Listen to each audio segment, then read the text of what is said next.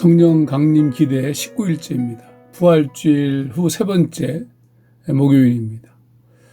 주님께서 승천하시기 전에 성령이 너희에게 임하시면 너희가 권능을 받고 예루살렘과 온 유대와 사마리아와 땅끝까지 이르러 내 증인이 되리라 이렇게 말씀하셨지만 그동안의 제자들의 그 행보를 보자면 성령, 권능 그들과는 별로 상관이 없는 단어였습니다. 나중에 이제 우리가 알다시피 제자들의 행적을 통해서 그들에게 임했던 강력한 힘과 권능에 대한 사건들을 우리가 보게 됩니다.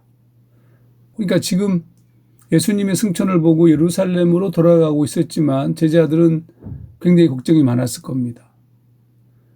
그들이 알고 있는 그들 자신의 모습 때문이었겠죠, 당연히.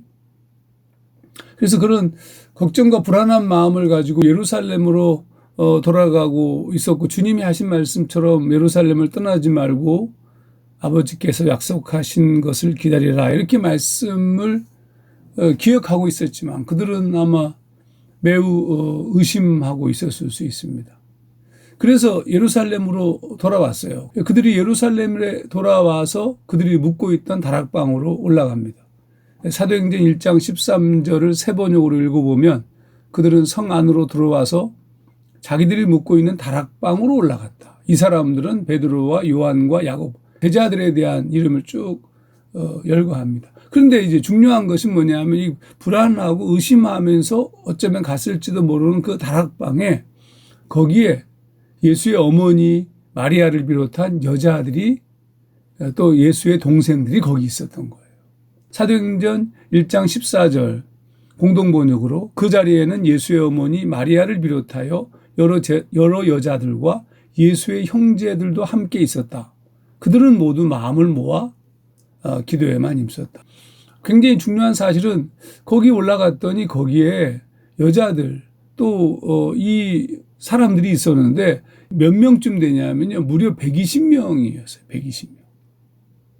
굉장히 많은 무리죠.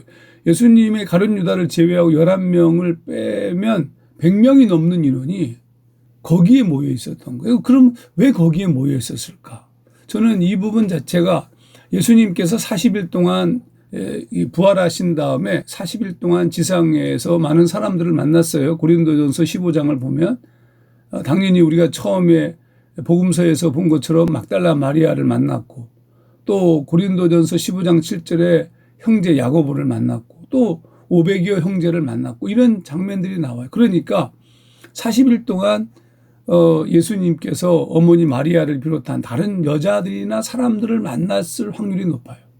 그러지 아니하고서 이들이 여기 모일 이유가 없죠. 근데 거기에서 이 열망하고 있는 자들이 거기 모여 있었던 거죠. 근데 와서 보니까 120명이나 됐어요. 제자들이 매우 힘을 잃은 상태였는데 그들을 보는 순간 힘이 생긴 거죠. 그리고 그들이 한 일이 뭐냐?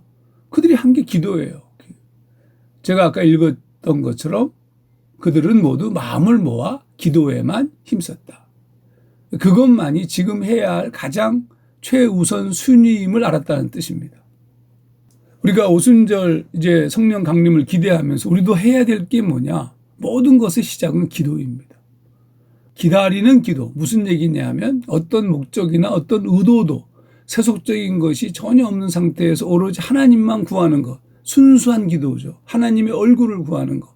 마태복음 6장 33절의 성취이기도 하고 제가 주장하는 제구시 기도의 첫 번째 월요일날 기도에 하나님의 얼굴을 구하는 것.